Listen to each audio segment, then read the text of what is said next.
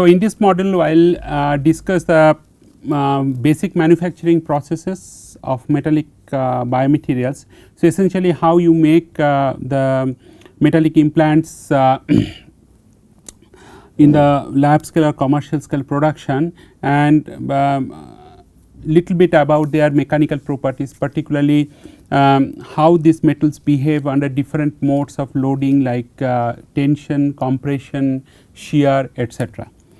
Now, just to remind you that engineering materials, if you look at this particular slide, the engineering materials can be classified into three broad categories: metals and alloys, then ceramics and glass, and polymers, and one derived class which is essentially mixture of either metals and ceramics or ceramics or polymers and metals. So, these are called composites. So, composite is not a primary material class, however, composite is a derived material class, and three classes of composites is MMC stands for metal matrix composites, CMC stands for ceramic matrix composite, PMC stands for polymer matrix composites. Now, different examples are provided.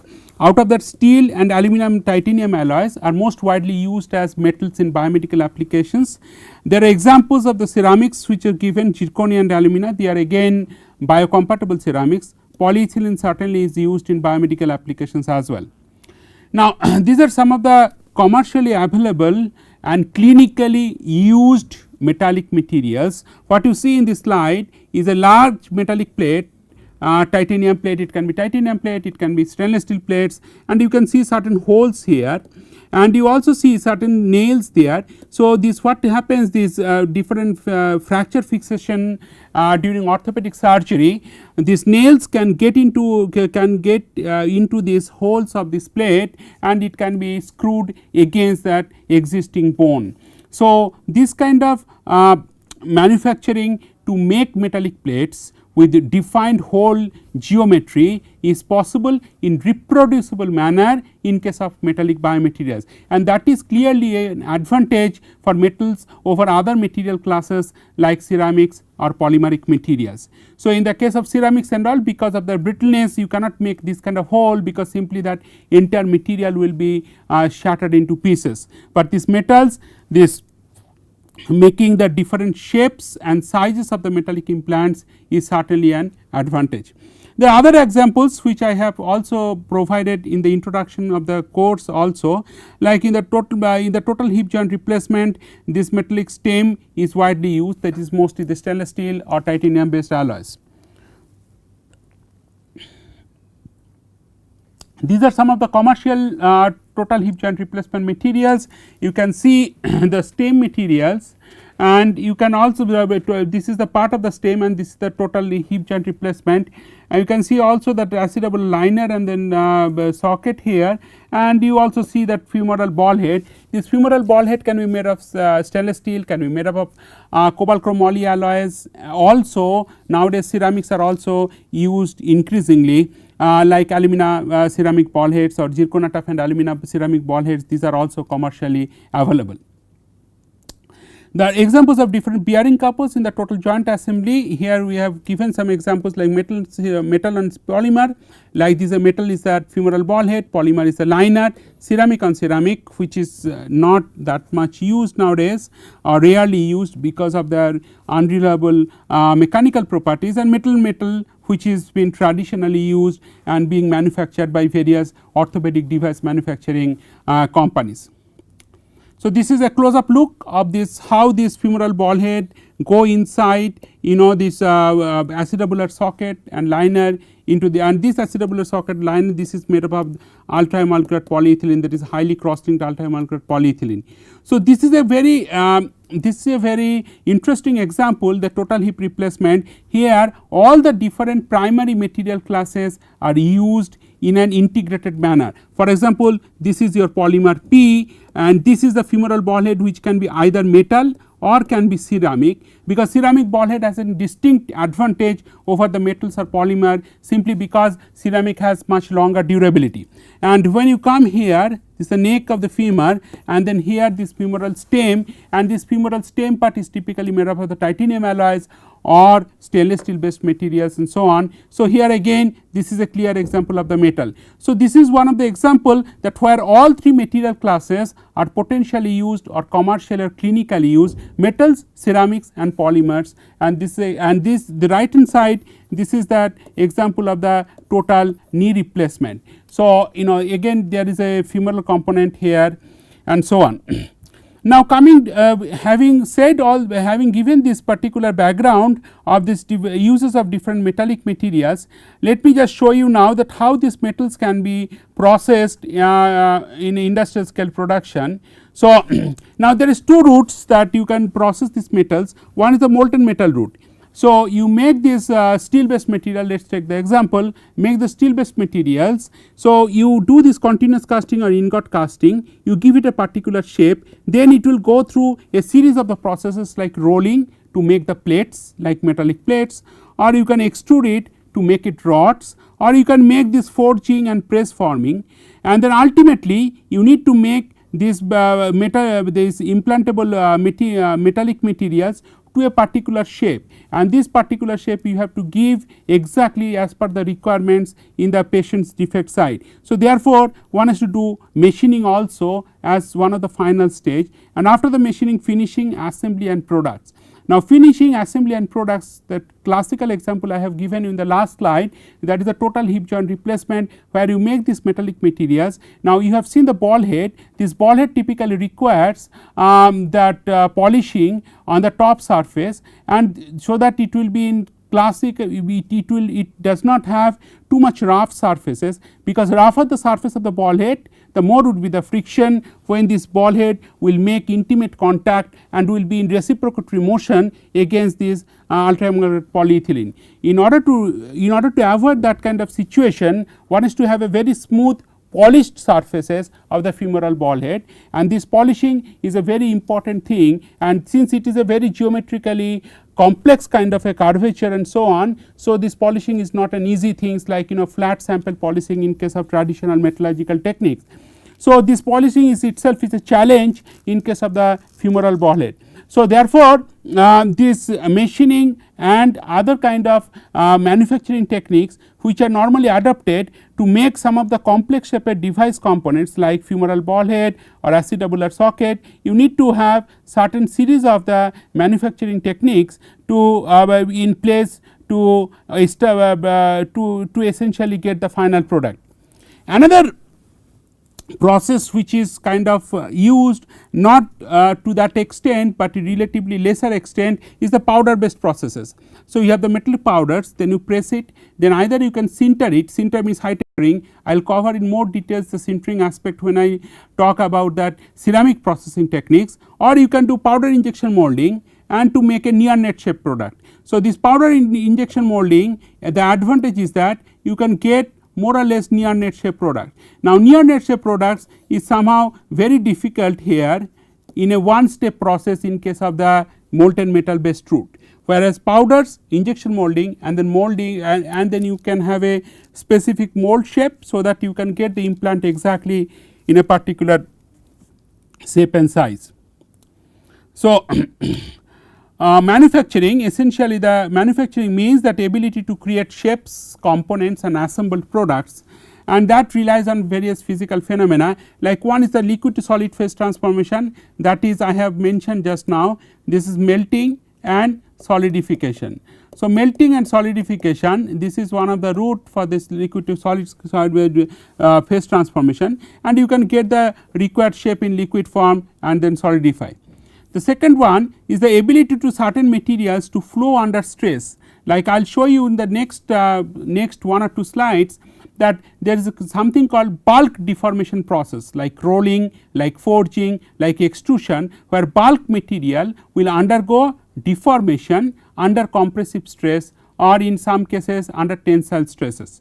So, if a material cannot flow or cannot be deformed under stresses and the material cracks, then that material you cannot make it a very complex shape. So, one of the principle that is followed, like heat them and beat them. What is the meaning of that? You heat them at high temperature, so that metals becomes ductile or make metal can flow, and then beat them means then you deform them to a particular shape that you want to provide in the final applications. So, this is the second concept that I have mentioned. Third one, the ability of powders to flow like a liquid into the particular mold and then sinter. Sinter means it is a high temperature treatment. High temperature means that any given material has a specific melting point Tm. So, you have to heat at a temperature above Tm by 2 or above 0.5 Tm, and you can, if necessary, you can apply pressure also, so that under application of pressure this material will be densified and will be shaped into a particular device shape. And then final one, which I would not be discussing to a greater extent, that is called machining process. So, machining also there are two type of machining process, one is called conventional machining process, another is called non-conventional machining process. The examples of the conventional machining process is drilling, for example. You can make it cutting and other things, and non-conventional machining process like electro discharge machining, electrochemical polishing, these are like non-conventional machining process, where that you can do this machining process very carefully by application of that electrical energy or chemical reaction route or so on and so forth. So, now coming to the metal forming processes, like what is the bulk deformation process. Now, bulk deformation processes are listed here, that is rolling, forging, extrusion and wire drawing. So, these kind of manufacturing processes, their description and their understanding comes under the purview of the conventional metallurgical engineering principle. So, therefore, I will go little slow in case that you people are from different background, so that you would be able to understand and realize that how these processes are conducted or accomplished in the industrial scale production route of the metallic implants. So, what is the output, and after rolling or after forging, what are the things that you get? It is you can get metallic sheets, you can get wires, and these wires can be nickel titanium wires which can be used in cardiovascular stents, or you can get metallic sheets or metallic plates which you can use for the fracture fixation device and so on. There is also another technique called sheet metal forming, like you have a large sheet, and then when you do this forming, like you can do deep drawing, stretching, bending, etc.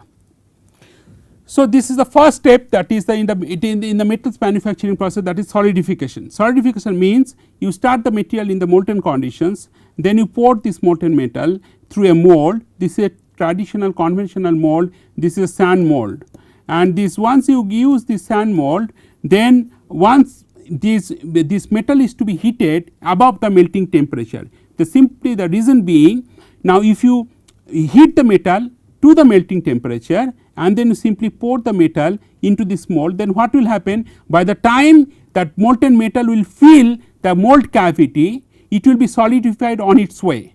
So, therefore, you have to give some overheating. That means, if the metal melting point is 1600 degrees Celsius, you have to heat them to 1650 or 1700 degrees Celsius, so that the moment it will fill the entire mold cavity, the temperature of the metal mold is still above the melting point, so that it will remain in this one, and then so that it will simply release the heat and it will be densified.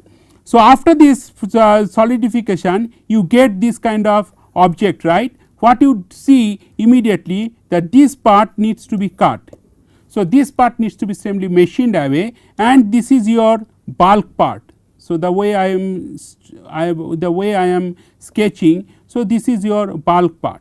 Now, in this bulk part you get this metallic billet, and this is called workpiece or billet. Now, these metallic pieces you cannot use it for any biomedical applications unless you give them a particular shape, like in the form of plates or in the form of sheets or in the form of nails, those kind of useful shapes. So, therefore, after the solidification, whatever is the output, that will be the starting point for further bulk deformation processes, which can be accomplished by rolling, forging or other bulk deformation processes. So, let us start with that simple example of the rolling. So, what you see here, this is the roll number 1 and this is the roll number 2. So, these two rolls, what you see, these are like rotating in a opposite direction, and then the moment then it starts rotating in the opposite direction, then what will happen, this workpiece, the moment, this is the workpiece I have mentioned in the last slide. So, this workpiece, it will be dragged into the rolls, okay, and it will be dragged into the rolls and it will be coming out. Now, depending on what is the roll gap or roll gap height or h. So, depending on what is the value of h here, that final thickness of the plate also would be the same h. Okay. So, by tailoring this h value or tailoring this gap value, you can have some control over the thickness of the rolled product. This is I call a rolled product. Okay. So, this depending on the rolled product thickness, then you can understand that how much deformation that the metal has taken up, and that is simply, if this is your h1 and this is your final thickness is h2. So, the final deformation would be total height change divided by initial deformation into 100. Okay. So, this is your total deformation that the material. The second thing, what would be the speed? Suppose this is the speed V1, this is the speed V2 of the rolled product, and this is your rolling speed is V3. So, certainly that V1 should be less than V3, should be less than V2, or in other words, exit speed must be higher than the entry speed, exit speed must be higher than rolling speed, otherwise metallic materials will be simply stuck in between the rolls, it cannot come out. So, this comes from the simple physics rule. Now, second one is a forging. So, forging means you have a forged mold cavity here. So, you put your metallic workpiece there, then you apply the compressive forces. By the way, if you go back to this, if you go back to the rolling process also, so these rolls will be experiencing this normal compressive forces, and this normal compressive forces, this is your deformation zone. So, the way I have put this arc, this is your deformation zone. So, this is your zone of deformation. So, at this zone of deformation, the height of the metallic workpiece will be reduced from h1 to h2 progressively, because you see this h2 height is the same as the roll gap height here. Okay. h2 height is the same as the roll gap height h. So, therefore, here the rolling process is also accomplished by or is also accomplished under compressive stresses.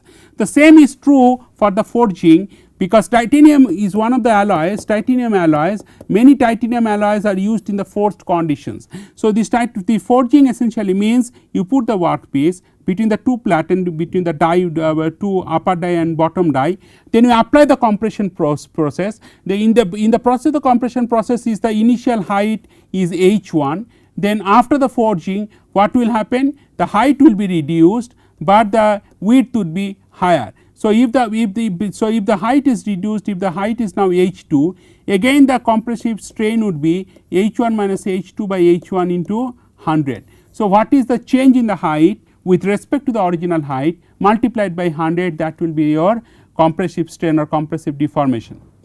Third one is the extrusion. As the name suggests, extrusion means you have a large block of the material, then with the help of this ram you just put this, apply the compressive pressure, you just force this workpiece to go through the orifice of the die. So, this is your die orifice. So, what would be the diameter of the final extruded tube or extruded product? The diameter would be d. So, this d would be nothing but that extrusion die orifice diameter. Okay. So, this d is very critical, and this v also, that the way that velocity of the extrusion process. Fourth one is the wire drawing. So, wire drawing essentially means that this the definition between extrusion and drawing means drawing is the only one metal deformation process where the metal experience tensile forces. The way this extrusion and drawing is different, in the case of the drawing you apply the tensile force here. So, you apply the tensile force here at the die orifice end. So, essentially you pull the wire from the other end of the die orifice, and your metallic workpiece will be forced to exit from the die orifice. Okay. Now, some of the things is important in the case of the metals, particularly the grain and the grain size. Now, this is the simplistic description of the grain and grain size. What I have shown here, this is the 3 grain structure 1, 2, 3. Now, this grain, if you can see this any metals, if you put in the microscope, this is your grain. Okay. Now, if you look at the same grain in the transmission electron microscope with higher resolution, then what you would be able to see? You would be able to see this kind of grain morphology, and this grain morphology is that in grain number 1, these atomic planes, they are oriented in a specific orientation. In grain number 2, that atomic planes are oriented in different orientation. In grain number 3, atomic planes are oriented in certainly different orientation than grain 1 and grain 2. So, what happens as a result, if you consider this grain boundary length AB and BC, AB essentially is the boundary between grain number 1 and grain number 3, and this is the region of the misorientation, because here the orientation of the atom is neither that of grain number 1 nor that of grain number 3. Similarly, if you consider the grain boundary length of BC, here the orientation of the atom is neither of the grain number 1 nor of that grain number 2. Similarly, if you consider the BD grain boundary region, so it is between the interface between the grain number 2 and grain number 3. Therefore, grain boundary region is typically described as the region of misorientation, or grain boundary region is also described of the region of higher energy. Why higher energy? Their atom-atom bonding is somehow locally broken. Inside the grain boundary, all the atomic planes are continuous. At the grain boundary region, that continuity is broken. Therefore, grain boundary region is a region of misorientation. Now, depending on what is the difference in the misorientation, whether it is a small angle grain boundary, then is the angle of misorientation in between 1 to 5 degree or 1 to 8 degree. If it is higher angle grain boundary, then the angle of misorientation even higher, like it goes to 15 to 20 degree. Okay. Now, coming to the little bit description of the mechanical deformation of the metals, like stress strain concept and so on. So, let us first describe very simplistic manner what is tension. Tension means you essentially pull it by equal forces into opposite direction. What is compression? You are actually squeezing the metal by application of the equal force, but in the same direction. What is shear? Shear essentially you are applying same force, but into opposite direction on 2 parallel faces of a cube. So, tension, compression and shear, the material changes differently. In case of tension, the material changes in length, or material increases its length, but reducing its diameter. In case of compression, material reduces its length, but increases its diameter. In case of shear, the material simply there is angular distortion, right, that is the angular strain is theta. So, if you know that strain is nothing but change or ratio of the change in the dimension due to the application of some force divided by the original dimension. So, now another things that you have to remember, that during all these deformation processes, whatever I have described in last 10-15 minutes or so, forging, rolling, extrusion and wire drawing, this is called plastic deformation process. Now, in case of those deformation processes, volume will remain constant. What it means that at the before the application of the tensile stress, for example, if you take the case T here, before the application of the tensile stress, if the volume is of the material is V1, after the application of the tensile stress at any given instance, if the volume is V2, then V1 must be equal to V2. If it is compression, again before the application of the compression stress, if it is capital V1, after the compression stress it is capital V2, then the volume will remain constant. So, this conservation of the volume is maintained depending on irrespective of the mode of whether you are applying tensile forces or tensile stresses or compression stresses. So, let us go through that next one, that is that this is what I have mentioned to you. This is the summary: tensile tend to stress the material, compressive tend to squeeze it, shear tend to cause the adjacent portion of the material to slide against each other. Now, this is the basic definition of the stress. Stress is nothing but force divided by initial cross sectional area. Strain is nothing but change in the length divided by the original length that I have mentioned before. So, this is very important stress strain relationship or stress strain response of a metal. Now, let me explain this little bit carefully. So, you have that initial linear region, then after that it undergoes non-linear deformation. So, this is region is called elastic region. You know that elastic girder or elastic rubber. So, if you stretch it, the moment you release the force, then elastic rubber will come back to its original position. But in case of the metal, what will happen if you put it larger stress or if you put them under larger stress, when it goes to plastic region, then if you go you want to, so any place up to the elastic region, if you release the force, then it goes back to the original force. But if you go up to this level, then you try to go back to the original position, it will never go back. So, then there will be some residual strain that will remain there in the metal. So, this plastic deformation property is very important, because this plastic deformation property will essentially dictate how much deformation that a metal can undergo under the process of rolling, forging or extrusion, this kind of deformation processes. Okay. So, larger the material can undergo deformation without fracture. So, you have to avoid the fracture. Another thing, if you get into more details of these deformation processes, so this is the region called uniform deformation. Uniform deformation essentially extends from the point of the yield. Yield means now metal will not undergo elastic deformation anymore, metal will undergo now plastic deformation. So, from the point of yield to the point of maximum strength, that is called UTS, ultimate tensile strength, up to the point of UTS, metal will undergo uniform deformation. What is the meaning of uniform deformation? If you go back to the basic description of this tension, what I said, as you apply the load, I am focusing on this part. If you apply the load, the metal will stretch. So, increase in the length will be in commensurate with the decrease in the diameter of the cylinder.